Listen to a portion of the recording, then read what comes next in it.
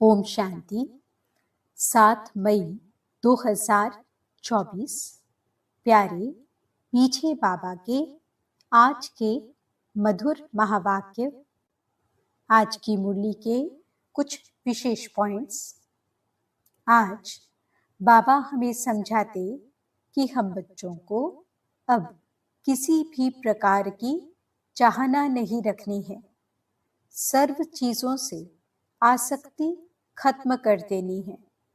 बुद्धि में सदा ये नशा रखना है कि हम ऊंचे से ऊंचे बाप के बच्चे हैं और उनकी याद से हम तमो प्रधान से सतो प्रधान बन रहे हैं।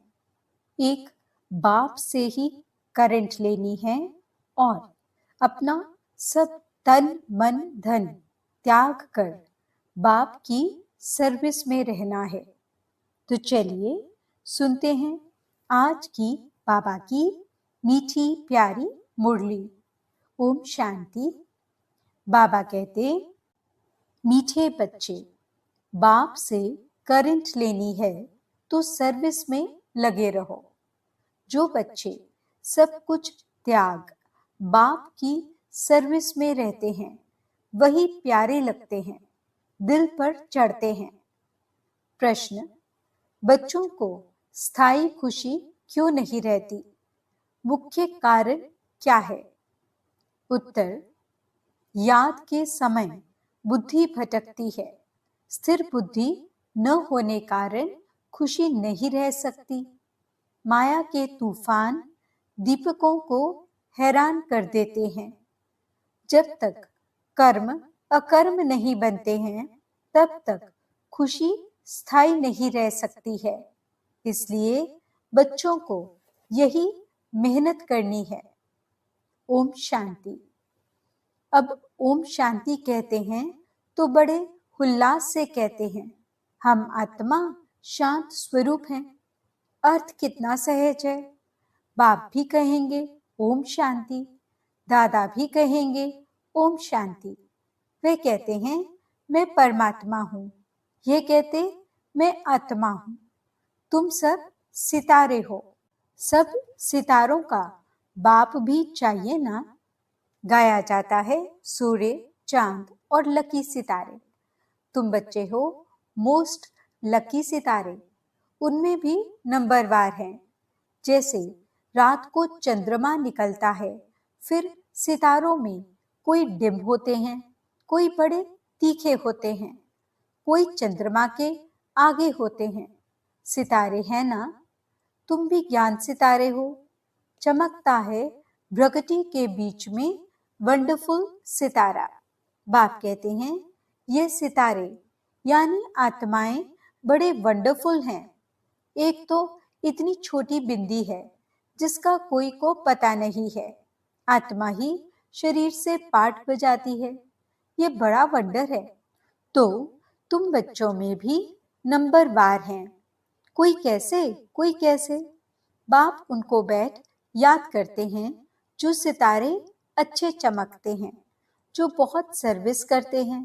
उनको करंट मिलती जाती है। तुम्हारी बैटरी भरती जाती है। तमो प्रधान से सतो प्रधान बनने के लिए सर्च लाइट मिलती है, नंबरवार पुरुषार्थ अनुसार। बाप कहते हैं जो मेरे अर्थ सब कुछ त्याग सर्विस में लगे रहते हैं वे बहुत प्यारे लगते हैं, दिल पर भी चढ़ते हैं। बाप दिल लेने वाला है ना। दिल वाला मंदिर भी है ना। अब दिल वाला या दिल लेने वाला मंदिर, किसकी दिल लेने वाला?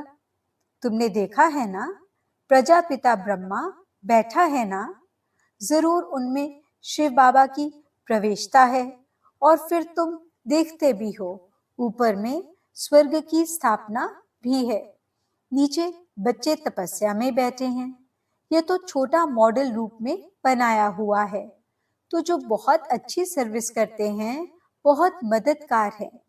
महारथी, घोड़े सवार, प्यादे हैं ना। ये मंदिर यादगार बहुत अच्छा एक्यूरेट बना हुआ है। तुम कहेंगे ये हमारा ही यादगार है। अभी तुमको रोशनी मिली है और कोई को भी ज्ञान का तीसरा नेत्र नहीं है। भक्ति मार्ग में तो जो मनुष्यों को सुनाते हैं, सत सत करते जाते हैं, वास्तव में है झूठ, उसको सत समझते हैं। अब बाप जो ट्रूथ है वह बैठकर तुमको ट्रूथ सुनाते हैं, जिससे तुम विश्व के मालिक बनते हो। बाप तो कुछ भी मेहनत नहीं कराते हैं, सारे झाड़ का राज तुम्हारी बुद्धि में बैठ गया है। तुमको समझाते तो बहुत सहज है, परंतु टाइम क्यों लगता है? नॉलेज व वर्षा लेने में टाइम नहीं लगता, टाइम लगता है पवित्र बनने में। मुख्य है याद की यात्रा। यहाँ तुम आते हो तो यहाँ अटेंशन जास्ती होता है याद की यात्रा में। घर में जाने से इतना नहीं रहता। यहाँ सब नंबरवार हैं। कोई तो यहाँ बैठे होंगे, बुद्धि में यही नशा होगा।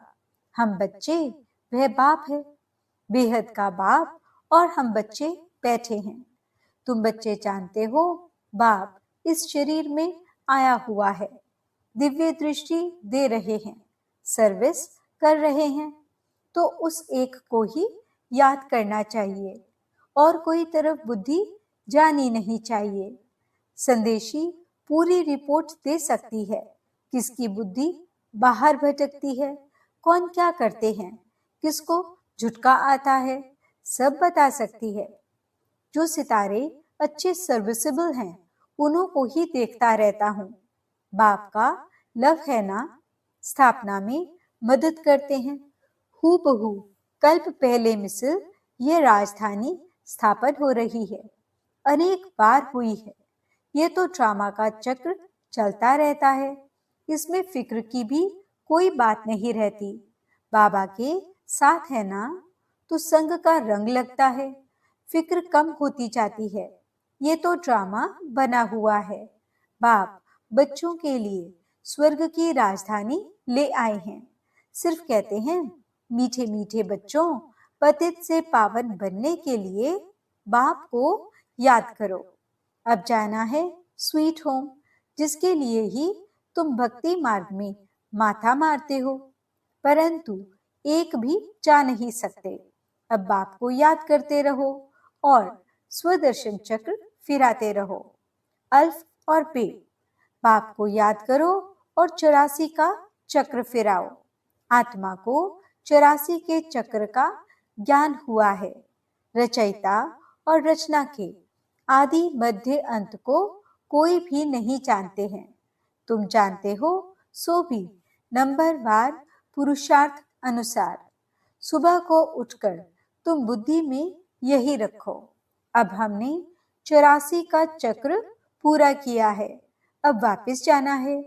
इसलिए अब बाप को याद करना है तो तुम चक्रवर्ती बनेंगे। यह तो सहज है ना, परंतु माया तुमको भुला देती है। माया के तूफान है ना, वह दीपकों को हैरान कर देते हैं। माया बड़ी दुस्तर है, इतनी शक्ति है जो बच्चों को भुला देती है। वह खुशी स्थायी नहीं रहती है। तुम बाप को याद करने बैठते हो, बैठे बैठे बुद्धि और तरफ चली जाती है। ये सब है गुप्त बातें। कितनी भी कोशिश करेंगे परंतु याद कर नहीं सकेंगे। फिर कोई की बुद्धि भटक भटक कर स्थिर हो जाती है, कोई फट से स्थिर हो जाते हैं, कोई से तो कितना भी माथा मारो तो भी बुद्धि में ठहरता नहीं। इसको माया की युद्ध कहा जाता है।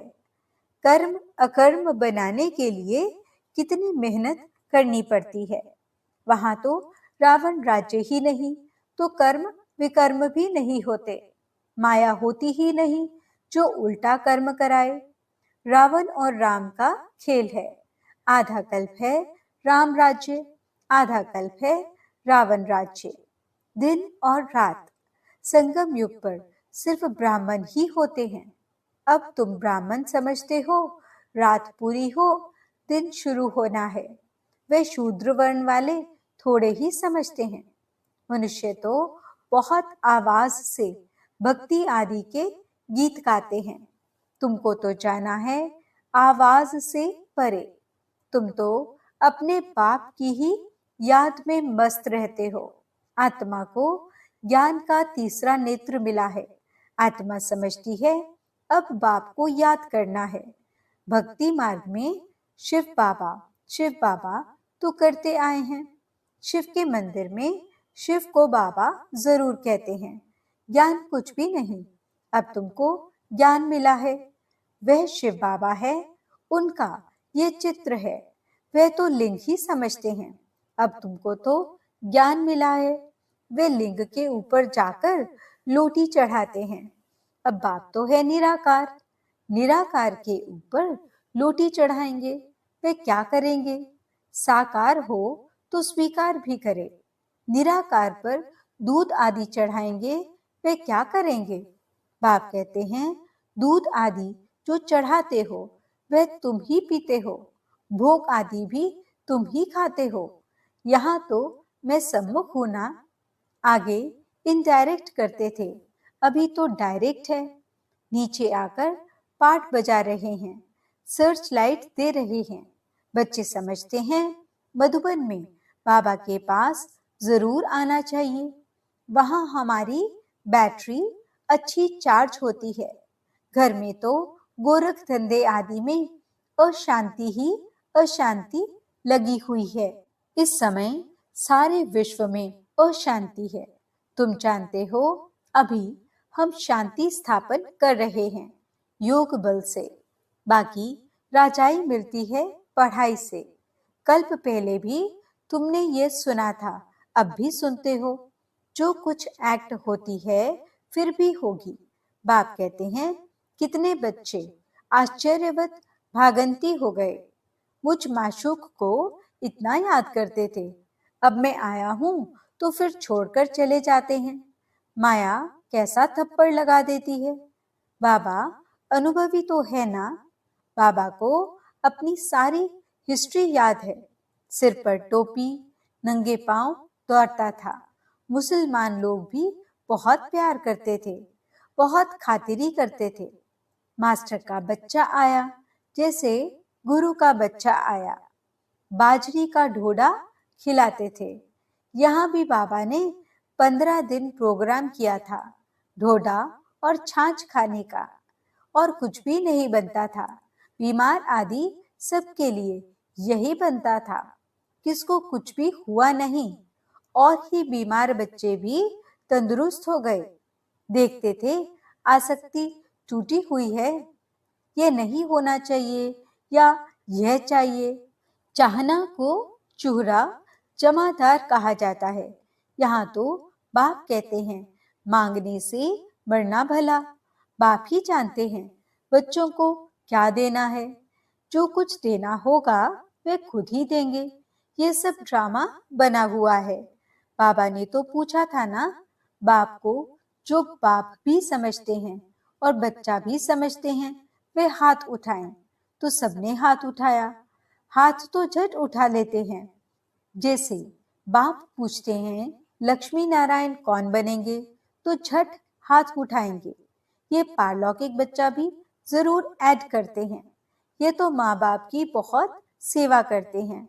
21 जन्म का वर्षा देते हैं।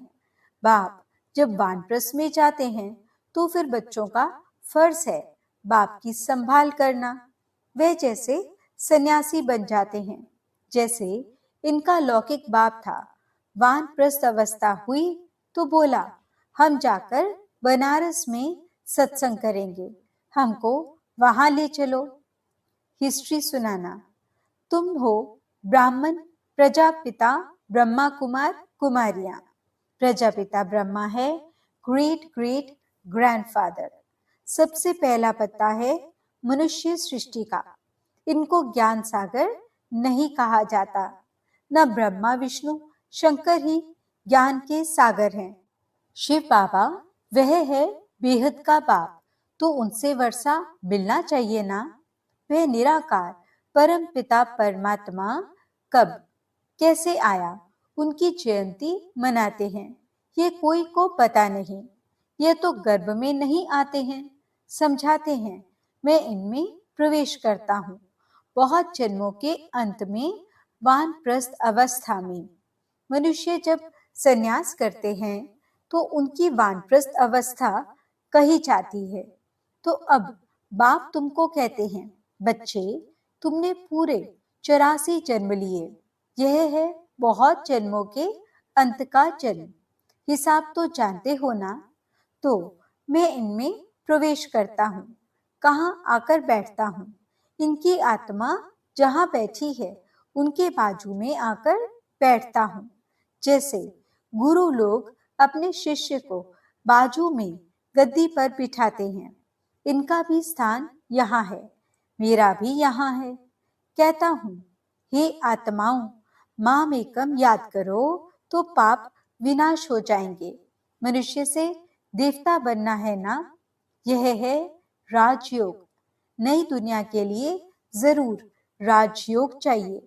बाप कहते हैं, मैं आया हूँ आदि सनातन देवी देवता धर्म का फाउंडेशन लगाने। गुरु लोग अनेक हैं, सतगुरु एक है, वही सत्य है, बाकी तो सब झूठ है। तुम जानते हो, एक है रुद्रमाला, दूसरी है वैजयंती माला विष्णु की। उसके लिए तुम पुरुषार्थ करते हो। बाप को याद करो तो माला का दाना बनेंगे। जिस माला का तुम भक्ति मार्ग में सिमरन करते हो, परंतु जानते नहीं हो कि यह माला किसकी है।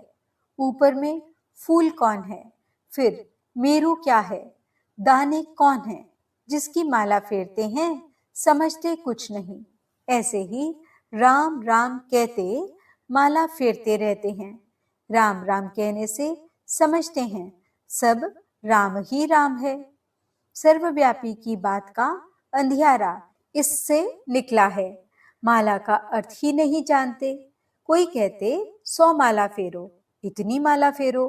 बाप तो अनुभवी है ना, 12 गुरु किए, 12 का अनुभव लिया। ऐसे भी बहुत होते हैं, अपना गुरु होते भी फिर औरों के पास जाते हैं कि कुछ अनुभव मिल जाए। माला आदि फेरते हैं, बिल्कुल अंधश्रद्धा। माला पूरी कर फूल को नमस्कार करते हैं। शिव बाबा फूल है ना, माला के दाने तुम अनन्य बच्चे बनते हो। तुम्हारा फिर सिमरन चलता है। उनको कुछ भी पता नहीं, वह तो कोई राम कहते, कोई श्री कृष्ण को याद करते, अर्थ कुछ भी नहीं।